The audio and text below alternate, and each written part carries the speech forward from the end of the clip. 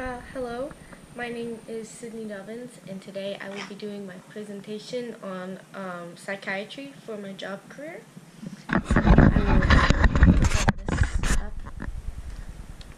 So this is just kind of a run through.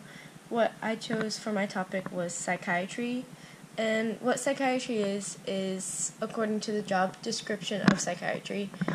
The technical textbook definition is someone who works in the field of mental health and can provide counseling and medication.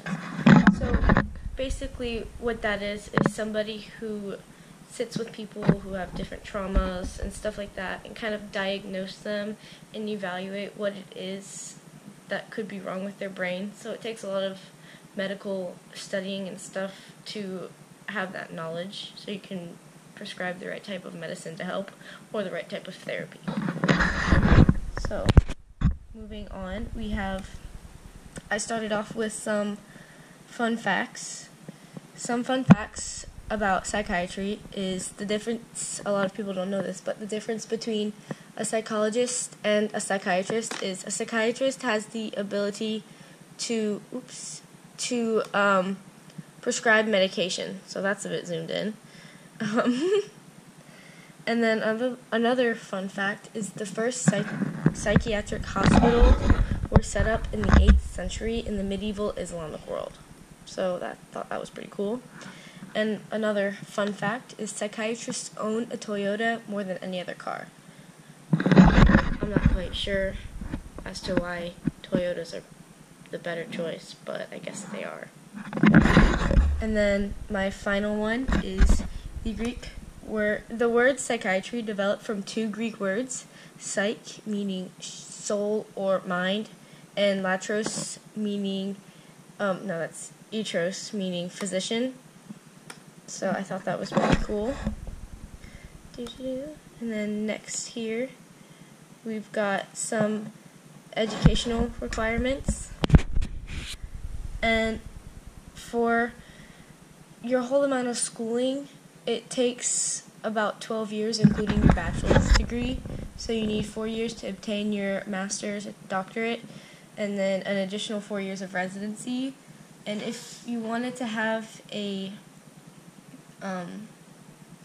specified type of practice, if you wanted to work with substance abuse or child trauma, that's an extra 2 years of residency in that specific area.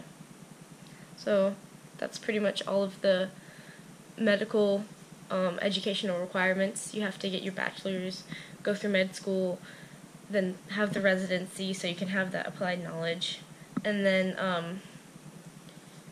you have an exam that you have to pass as well, and then you have to kind of keep up with that knowledge. So I think you take it every so often. And then next we have the salary. On average, a psychiatrist makes about, it was 1,090, I think. 190,000, that's what it was. 190,000 a year, and it could go as high as 200,000.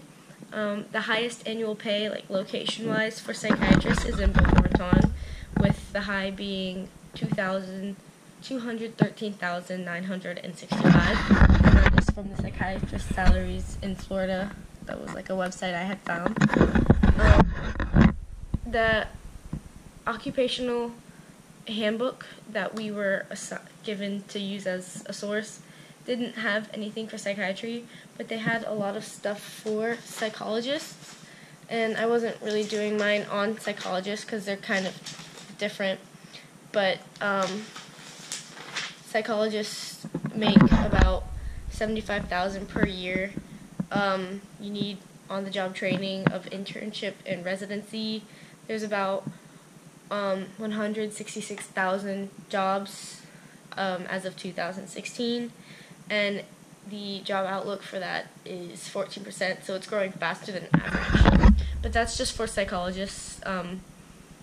They didn't, like I said, the Outlook handbook didn't have anything for psychiatrists. But I did find a website that was also a job outlook for psychiatry, and it said the demand for psychiatrists have steadily inclined over the past 2 years, with surgeons and physicians. And it's looking to raise about 15% through the year of 2014 and 2024. Next, I have the job duties. A psychiatrist basically evaluates, diagnoses, and treats patients with mental illnesses. Some clinical psychiatrists may even assign prescriptions to patients or suggest therapy. And I have my source number 2 listed that you'll see which source that is on my works cited. Finally is the work environment.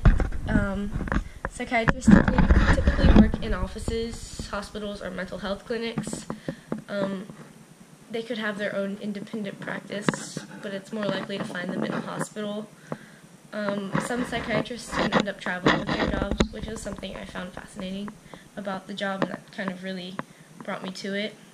And then finally is my work cited, and I have the sources listed for each episode. So, really, I chose psychiatry because it deals with people who have kind of like a mental illness or something that they can't really control, and I find that pretty fascinating to help.